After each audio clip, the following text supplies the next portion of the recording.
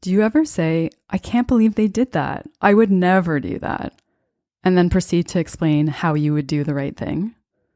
This episode is about ego and judgment. You're listening to Pure Light, where we explore how you can believe in yourself and be happy with who you are so that you feel worthy of your craziest dreams and confident in your power to make them happen. My name is Ailey. I'm a coach, writer, and a Kundalini yoga and meditation teacher. This is episode 77. So I've been talking about self-judgment and judgment a lot lately, and I wanted to talk about how judgment relates to the ego. So that's what this episode is about. Several years ago, I was at an Ayurvedic yoga therapy course with Dr. Mark Halpern, who started the California College of Ayurveda. And one of the things that he said stuck with me. He said, you can tell how much ego is in you based on how much you expect other people to be like you. And that really helped me start to see how much I was judging other people based on what I would do. Shortly after that, I was in the car with my sister. I can't remember where we were going or what we were doing, but I do remember that we were tight for time, and someone had asked her to pick something up for them.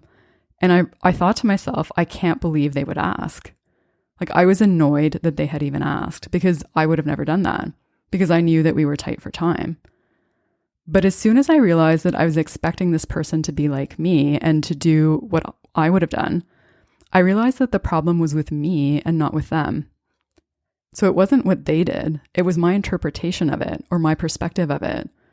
Because I was making a lot of assumptions about the situation. Like, for example, I assumed that the person making the request knew that we were tight for time. Like, I knew that, but I couldn't say for sure that they knew. I think I also assumed that they knew it would be inconvenient, but that also was just an idea in my head that was contributing to my judgment of the situation. So I had no way to confirm whether or not that was true because I was not involved in that conversation. When you judge others, you often assume that they know what you know.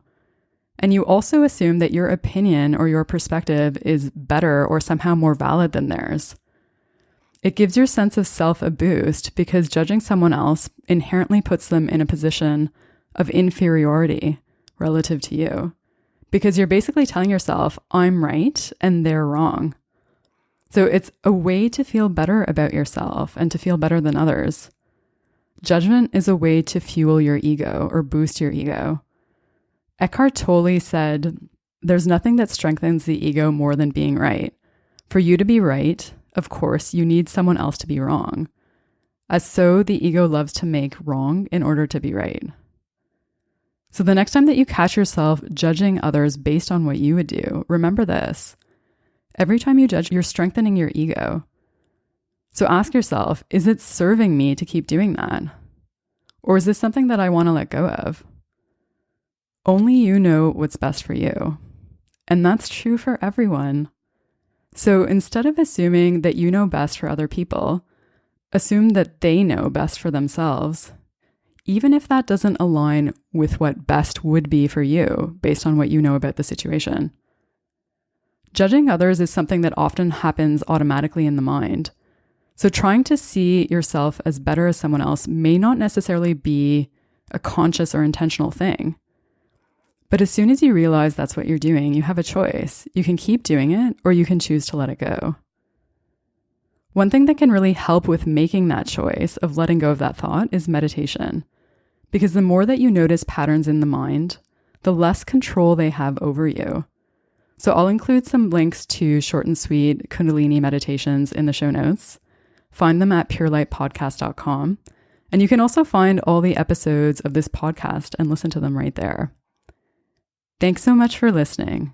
Until next time, may you be guided by your light.